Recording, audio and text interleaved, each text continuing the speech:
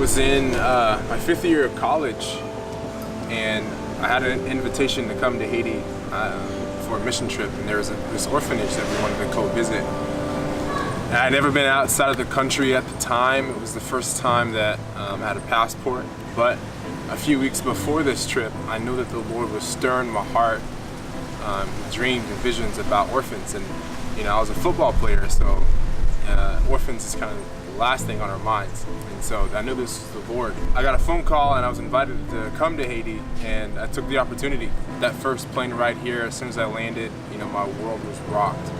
And I started to feel and sense and partner with the heart of the Lord for the people of Haiti. And I just knew that it was something that I was supposed to be a part of. So my first trip to Haiti was very eye-opening, it's very awakening. It gave me a broader sense of perspective on my life and being about something in the States, but trying to maximize the opportunities that we've been giving, that I've been given in my whole life, and how we actually use that to empower others. And so I just really came alive with the vision to do that here. So I decided in 2014, I decided that I was going to move to Haiti, and I wanted to learn the culture. I wanted to be amongst the locals and find more of an understanding of God's heart for the people of Haiti. When I lived in Haiti, my current wife, was our first missionary. She had moved about 3 months to Haiti after I moved here. Very shortly after that, we found ourselves in a position to rescue kids from trafficking. It was a really, really bad scenario, a bad situation for these kids. They were malnourished, abused, beaten, sexually abused, everything you could think of, slipping in their own pee. Just a bad situation. And so we rescued these kids from that place, and we ended up raising these kids, praying with them. They had all sorts of night terrors at night. It would surface and it would reflect in their attitude. So we had to take these kids from a severely traumatic place and to cultivate a sense of family in them, and a sense of identity, and that you're loved, you're cared for, and that you're worth it. So after we did that, Lauren and I, we started dating and we wanted to get married, and so we did that and we moved back to the States. And moving back to the States came with its own set of challenges. The organization at that time was starting to slowly decline financially. We started to lose donors. There started to be some issues arise, and we kind of were thrust into all of that stuff. And we didn't actually know at the time what all was going on. But we got married, had a kid, started to build a life for ourselves. And coming from 2 years living in Haiti to all of a sudden starting a family in the States in the midst of having to try to rebuild an organization was a very, very difficult thing. We actually, after a year or so, my wife and I took over the organization. And at the time, we didn't realize it before, but the organization was in quite a lot of debt. And it seemed like we were faced with a very impossible scenario. It seemed like all the odds were against us, and we wanted to give up, and we wanted to say, this is impossible, we can't recover from this. But something kept giving us strength to hold on, and we knew that we were so alive to the vision that God had for Haiti that we couldn't let that go.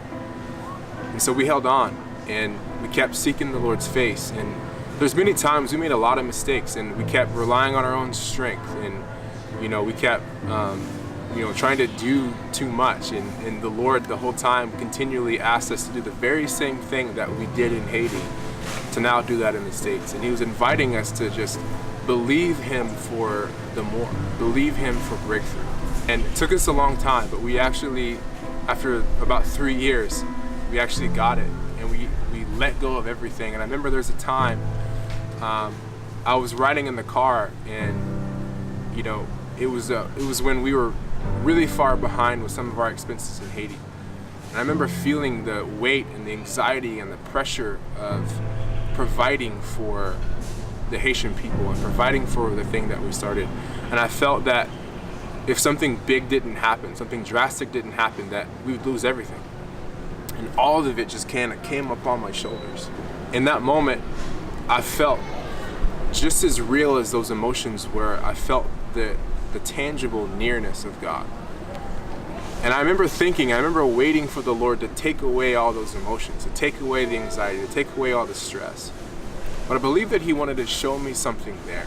And as I sat there feeling these emotions and then sensing His nearness, I felt an invitation from Him to choose Him just because of who He is, and to put my faith in who He is, not what He can do. And so as soon as I decided, I said, God, your nearness is enough. And I decided that, God, what you did on the cross for me is enough. And what you did on the cross for the Haitian people is enough. And I chose that, and I just gave myself to Him, and I gave everything to Him. And I felt everything lift off. And I knew at that moment that that was what He was waiting for me to give, everything to Him. And I felt it all lift off. What was interesting is that same night, about an hour and a half later, I get a text from somebody saying, hey, I have somebody that wants to give $100,000. And I had never met this person. And this person's not even living in the United States.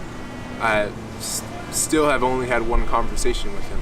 But this man wanted to give the exact amount that allowed us to pay off all of our debts, allowed us to catch up on everything that we had in Haiti, and to have capital to sustain for the next few months.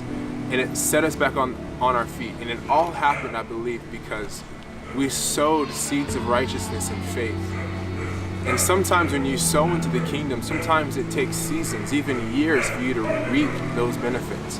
And if you're willing to wait on the Lord, if you're willing to keep sowing seeds of faith and righteousness, and not to lose heart, and to not give up, and to continue to stand in the gap and believe that God's going to bring breakthrough, He'll always do it. And so now we're standing in the place to where breakthrough has come, and where we once used to be so narrow-minded in our thinking and our belief of how He can bring breakthrough, or how we're going to provide for the ministry in Haiti, now all those walls completely come down. Now we're actually believing for miraculous things to happen in Haiti. And we believe that nothing's holding us back. That's what Jesus died for. He's done it. It's already accomplished. It's already been fulfilled. And we believe that the manifestation of the goodness of God released as His blood was shed is going to be manifest in Haiti. And we're believing for more of it.